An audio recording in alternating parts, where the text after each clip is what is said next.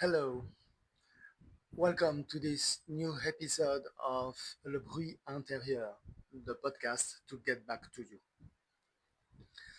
Has this ever happened to you? You wake up in the morning and something, somewhere, just feels a bit off.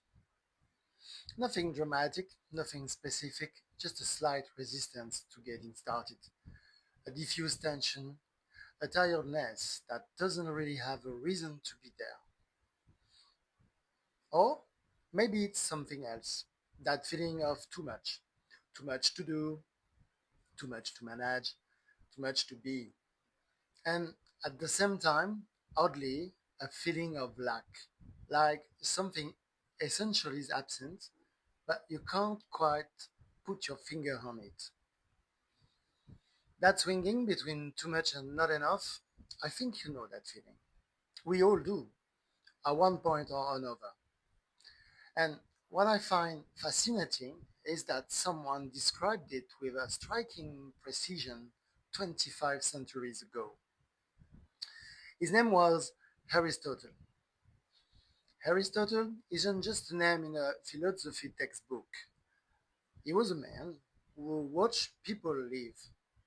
I mean, really live. Not in the ideal, not in theory, in their contradictions, their habits, their ways of building themselves up or falling apart.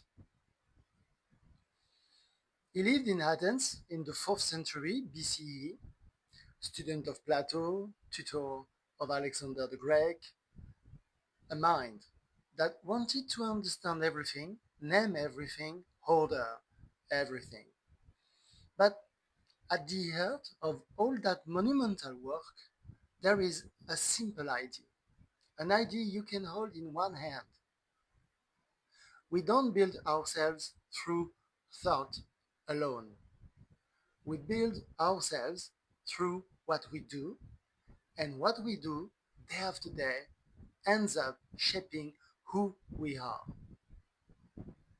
Aristotle had a theory about imbalance, about that moment when something stops working right. He called it the doctrine of golden mean. This is the idea. For every human quality, for every way of being, there are two ways to fail: excess on one side, deficiency on the other. And between the two, a right place, a point of balance that isn't necessarily the exact middle, but the right place for you with your nature in your life. Let's take an example: courage. Too much courage without discernment becomes recklessness. You rush in, you take risks that make no sense.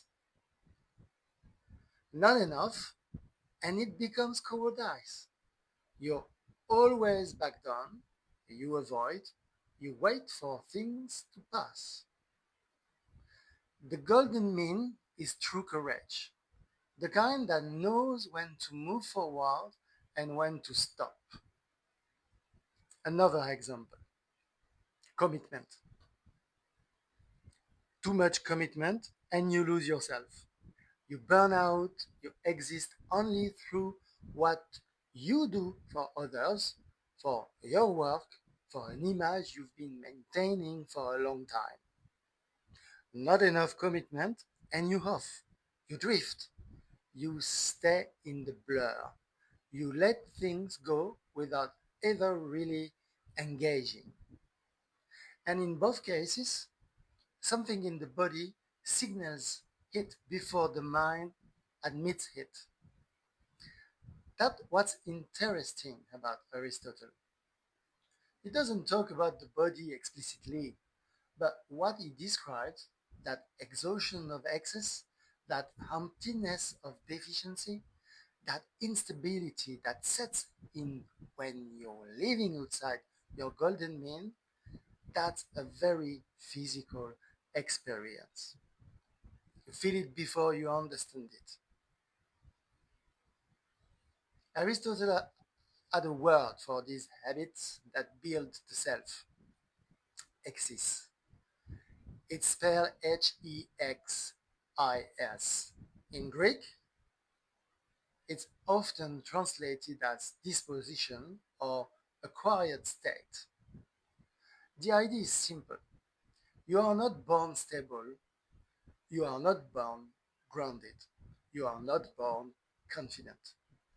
You become it through repetition, through acts repeated until they become inscribed in the body, in the reflexes, in the natural way of being. His most well-known phrase on this is this one. We are what we repeatedly do. Excellence, then, is not an act, but a habit. Take a moment with that. You are not what you think of yourself. You are not what you plan to do someday. You are not your intentions, your resolutions, your convictions. You are what you do today, tomorrow, and the day after. And what you do repeatedly ends up being inscribed somewhere in your habits, in your posture, in the way your body holds itself in space. We often think that change starts in the head. That's your first need to understand, then decide, then act. Aristotle says the opposite. Start by acting, even imperfectly, even on a small scale, even when you don't feel ready, because it's the act that installs the disposition, not the other way around. Let's come back to what you're feeling. That morning tension, that unnamed tiredness, that swinging between too much and not enough. Aristotle would say that's information, not a sign that something is wrong with you, not a weakness, not something to silence, a signal, something trying to tell you where the imbalance is. Are you living in the excess of something?